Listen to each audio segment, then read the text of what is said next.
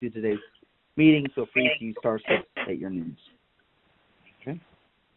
And then for a quick run through of the agenda, we'll go through our typical open session first, where we'll discuss with study status update, safety data, the adjudication committee update as well.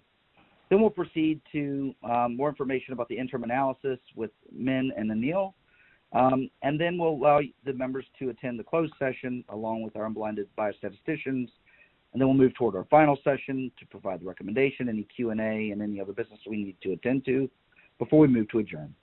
So I'm looking forward to speaking to you all for the next 2 hours. I promise not to speak very much myself.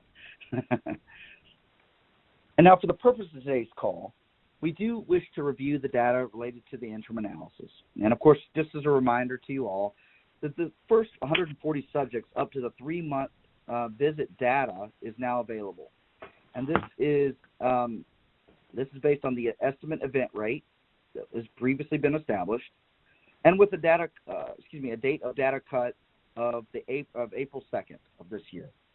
And so today is an important date for the entire study, as we do need the DMC's feedback from the purposes of an interim analysis. So we just want to continue with that theme today and move forward from there. Before we move over to the slides, are there any other final words of wisdoms or questions or anything of that nature we need to address before the presentations do begin? All right. Hearing none, I think it's time for us to turn it over to Anil and the team. Okay? Great. Thank you all very much. Okay, thanks, Ben. Actually, Sheska, I'll start with the first few slides, walking through the study status, and then hand it over to Anil. So if you want to go to the, okay, thank you. So currently we have cohort 1, 2, and 3 enrolling. You can see the breakdown in the ages. Cohort 3 just opened. We received approval in the last IDMC meeting. So we can go to the next slide.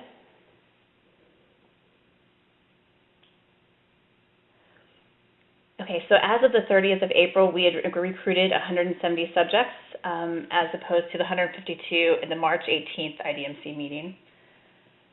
And the next slide. And then to date, we have 141 sites activated, and out of the 141, we have 80 sites who have randomized this subject. Any questions so far?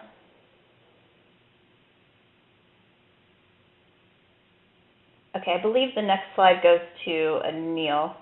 Yeah. Right. Okay. Thanks, Jessica.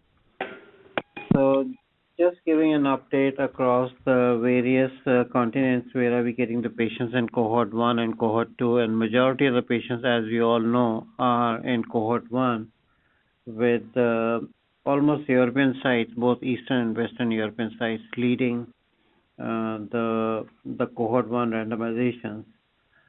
We do have, as of the cutoff date, a total of 126 in cohort 1 and 14 in cohort 2. Can I have the next slide, please?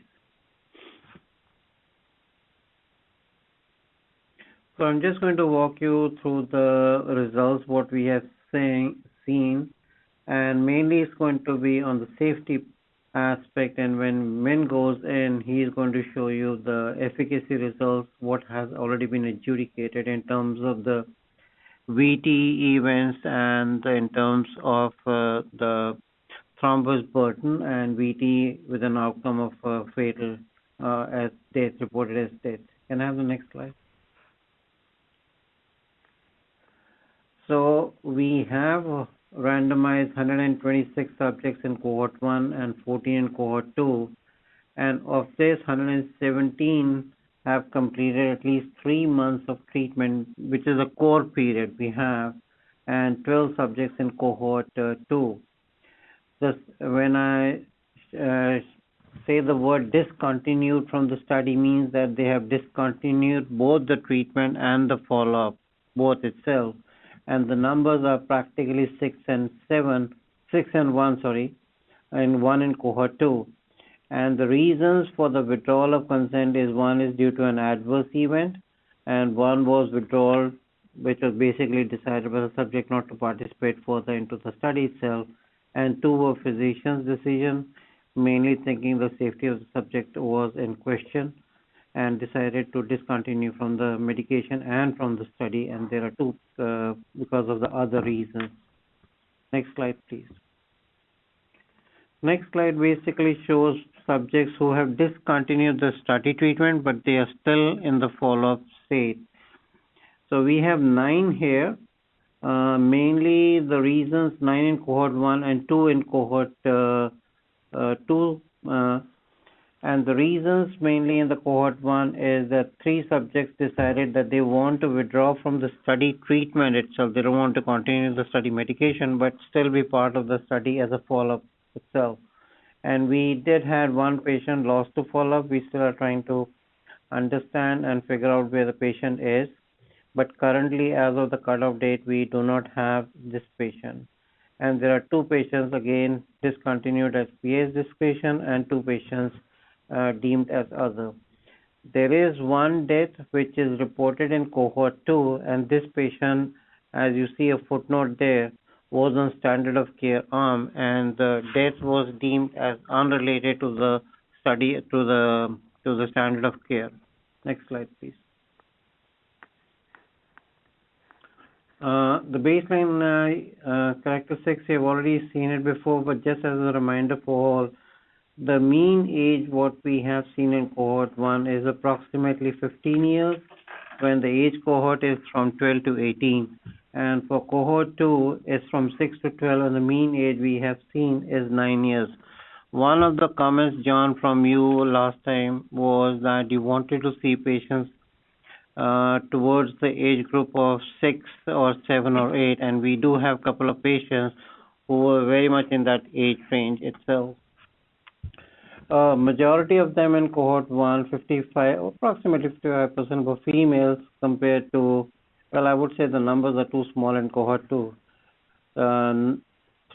Almost like 3 subjects, the majority of them were males in cohort 2 itself. Majority of them Caucasians, and the mean weight was almost 63 kilograms versus almost like 31 kilograms in cohort 2. We did have index events, meaning PE with or without DVT, almost in 22 patients and 4 patients in cohort 2 itself. Can we go to the next slide? This is basically showing you the primary endpoint, what we have seen. Again, just to have a disclaimer here, there are still some events which have been reported in the core period for this 140 patients in the interim analysis, which are still yet to be adjudicated, and there are various reasons why they have not yet been adjudicated. One is that the complete dossier has not yet been obtained by the CUR folks itself for the adjudication itself. But the more important perspective is that we have almost a good number of images which are at the baseline or at month 3, deemed as either missing or they are unreadable, and that's the reason the team is still working with the sites and the bioclinica vendor to come to a concrete conclusion as to what the thrombus burden is going to be amongst those which are deemed as unreadable as yet. I was saying that we have investigator-reported VT events. PE3 have been reported, and they have been adjudicated, of which 1 has been confirmed. In addition, CEC, when they were going through the complete dossier, they did identify 3 additional PE events, meaning that they were not reported by the investigator. Either the patient has DVT along with the pulmonary embolism. So those events are being adjudicated as we speak itself. There are 10 T-vein thrombosis investigator-reported events, of which 3 have been confirmed by the CEC itself. When I say no change or extension of the thrombotic burden, this is mainly coming out from the bioclinica image reading, which is the third co-primary endpoint in this study. These are the images of, we have almost like 17 cases where CEC has confirmed